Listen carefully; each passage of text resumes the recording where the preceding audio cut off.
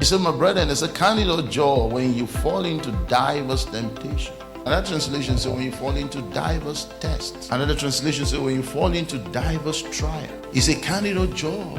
I said to you, it is not the absence of challenges. No. But in the midst of the staggering situations and the challenges, the ability to go through and come out on the other side is why your faith is necessary. Knowing this, that the trying of your faith worketh patience. He said, but let patience has its perfect work, that ye may be perfect, entire, wanting none.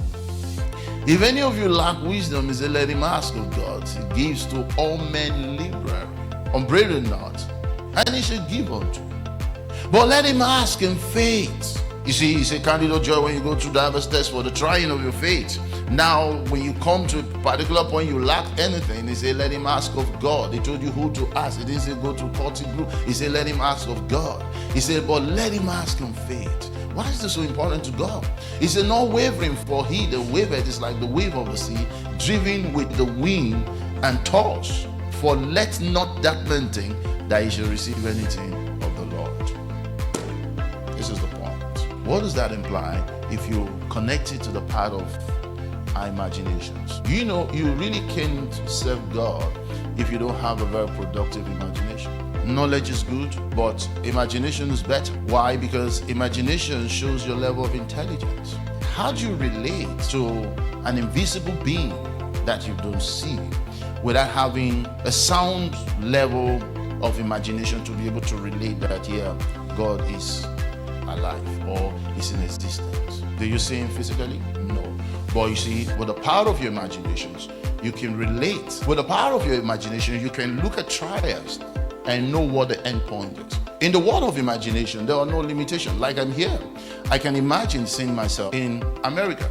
I can travel in the realm of my imagination if I know how to deploy it and use it effectively. It's one major tools that God has given to you in order to be able to advance yourself. It can either be to your advantage or to your disadvantage.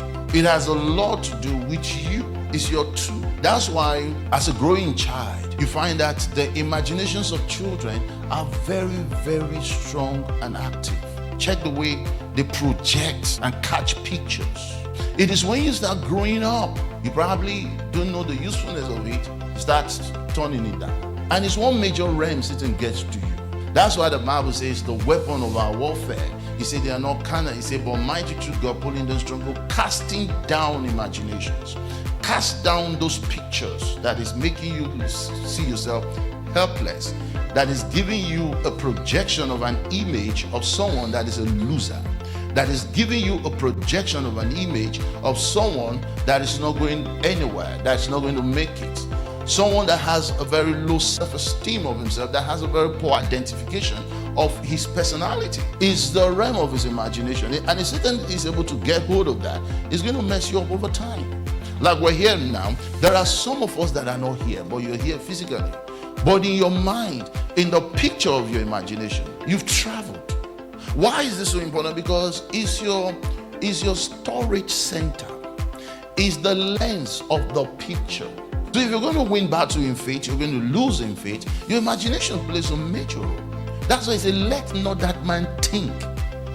Do you see now? He's dealing with the realm of thinking. He said, let not that man think he will receive of God. But he can also think that he will receive of God. In the question of success and in progress in life, you can rule this out. Imagination is very important. Very, very important. He says, now unto him that is able to do exceedingly abundantly above all that we ask or what? Think. Oosh. Now, some of us stops at the part of asking. We don't deploy the part of thinking. We think the asking part, when it comes to dealing with God, is more sophisticated than when we think. Your thinking is more louder than your words in the realm of God. Your thinking has more strength of expression than your words. That's why when you're talking and your thinking is not aligned with your words, it's not going to work. He says he will do exceedingly abundantly above what you ask or what? Think. Now, the thinking is dealing with here is the projections of the picture. That matters a great deal. The Bible says faith is the substance of things hoped for, evidence of things not seen. What are you seeing? You can watch the previous messages on understanding faith in our previous post across all social media platforms on your screen. Thank you for watching. Kindly share this video.